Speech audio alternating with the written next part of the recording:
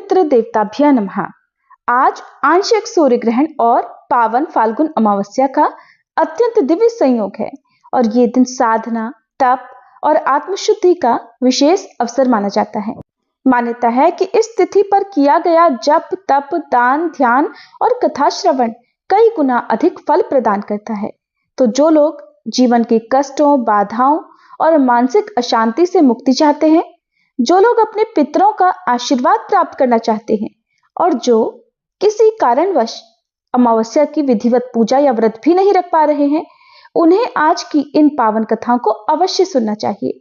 कहा जाता है कि आज के दिन श्रद्धा से कथा सुनना भी उतना ही पुण्यदायी होता है जितना कि पूजा करना।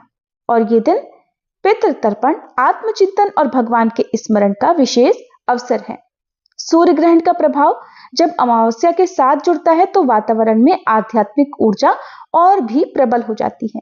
तो आइए श्रद्धा और विश्वास के साथ आज की इन दिव्य कथाओं का श्रवण करें, जिसमें आप कथाओं के क्रम में अमावस्या की कथा, पीपल सींचने की कथा, और क्योंकि अमावस्या के दिन किया गया पुण्य कार्य पितरों को प्रेत योनि से भी मुक्ति दिलाता है, तो एक प्रेत की मुक्ति कैसे हुई, इसकी कथा और भगवद गीता महात्म्य का 7वां अध्याय भी आप सुनेंगे। तो इन सभी को आप पूरा ध्यान से श्रद्धा पूर्वक जरूर सुनिएगा। प्राचीन कथा के अनुसार बहुत साल पहले की बात है। किसी गरीब ब्राह्मण परिवार में पति, पत्नी और उनकी एक पुत्री रहा करते थे। सारा परिवार भगवान की भक्ति में लीन रहता था। उनकी पुत्री सुंदर, संस्कारी और गुणवान थी।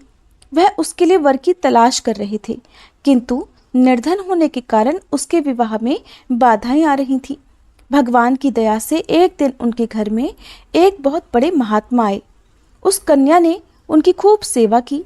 कन्या की सेवा भावना से प्रसन्न होकर महात्मा ने उसे आशीर्वाद दिया।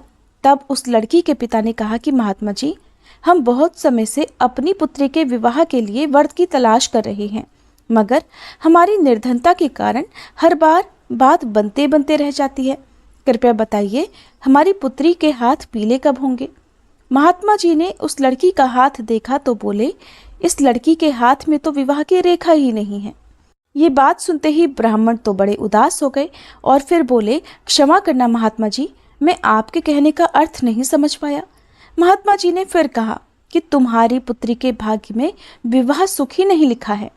महात्मा जी के मुख से ऐसे वचन सुनकर वह ब्राह्मण दंपति रोते रोते महात्मा जी के चरणों में गिर गए और उनसे इस समस्या का समाधान बताने के लिए विनती करने लगे। तब महात्मा जी ने उन्हें अपने चरणों से उठाया और बोले कि पास के ही एक गांव में सोना नाम की धोबिन जाति की पतिव्रता महिला अपने पति, बेटे और बहू के साथ रहती है। वह एक महान पतिव्रता स्त्री है। यदि आपकी पुत्री उसे अपनी सेवा से प्रसन्न कर ले और आशीर्वाद स्वरूप उसकी मांग का सिंदूर उससे ले ले, तभी इस लड़की का विवाह संभव है। ऐसा करने से इसे अमोघ सुहाग भाग की प्राप्ति भी होगी। मगर ध्यान रहे, वह पतिव्रता महिला कहीं भी आती जाती नहीं है। महात्मा जी ब्राह्मण दंपत्ति के घर से विदा हो गए। अब भोर होते ही ब्राह्मणी ने अपनी पुत्री को सोना धोबिन की सेवा करने के लिए भेज दिया। लड़की पूरे दिल से सोना धोबिन के घर की साफ सफाई और बाकी घर के काम भी उनके उठने से पहले ही करके अपने घर वापस लौट आती थी। ये क्रम बहुत दिन तक ऐसे ही चलता रहा। एक दिन सोना धोबिन अपनी बहू को शाबाशी देते हुए बोली कि बहू, तुम तो ब्रह्म मुहूर्त में ही उठकर घर का सारा कामकाज कर लेती हो और मुझे पता तक नहीं चलता। बहू बोली, माता जी, मैं तो सुबह देर से उठती हूँ, मुझे लगा घर के ये सारे काम आजकल आप किया करती हैं। जानकर सोना धोबिन को बड़ी हैरानी हुई। उसने सोचा कि आखिरकार उनके घर का ये सारा काम कौन करके चला जाता है, इस बात का मुझे पता लगाना चाहिए। तब अगले दिन भोर होते ही सास बहू उठकर घर के एक कोने में छुपकर निगरानी करने लगे कि कौन है जो ब्रह्म मुहूर्त में ही घर का सारा काम करके चला जाता है। उधर अपने निर्धारित समय पर ब्राह्मण की पुत्री आई और मुख से भजन करते करते घर का सारा काम दिल से करने लगी। अपना काम पूरा होने पर जब वह वहां से जाने लगी तो सोना धोबिन ने उसे पकड़ लिया और उसके सामने आकर उससे पूछा कि तुम कौन हो बेटी, और इस तरह छुपकर मेरे घर का काम क्यों करती हो? ब्राह्मण की पुत्री ने उन्हें महात्मा के द्वारा कही हुई सारी बात बता दी। सोना धोबन पतिव्रता होने के साथ साथ बहुत उदार दिल की भी थी। वह उस लड़की की सहायता के लिए तैयार हो गई। उस दिन अमावस्या थी और वह उस लड़की के साथ बिना अन्न जल ग्रहण किए उपवास रखकर उसके घर की ओर चल पड़ी। उसने सोचा रास्ते में कहीं पीपल का पेड़ मिलेगा तो उसे भंवरी देकर और उसकी परिक्रमा करके ही जल ग्रहण करेगी। लड़की के घर पहुंचकर सोना धोबिन ने जैसे ही अपनी मांग से सिंदूर उस कन्या की मांग में लगाया तो सोना धोबिन के पति के प्राण पखेरु उड़ गए। सोना धोबिन को ज्ञात हो गया कि अब उसके पति इस दुनिया में नहीं रहे। वह ब्राह्मण परिवार से विदा लेकर चल पड़ी।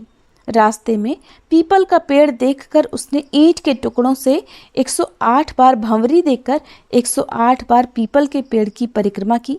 उसके बाद जल ग्रहण किया। तभी उसके पति की मृतदेह में प्राण लौट आए। इस प्रकार अमावस्या के दिन पीपल के पेड़ की पूजा करने और इस कथा को सुनने से सुहागिन महिलाओं का सुहाग अटल रहता है।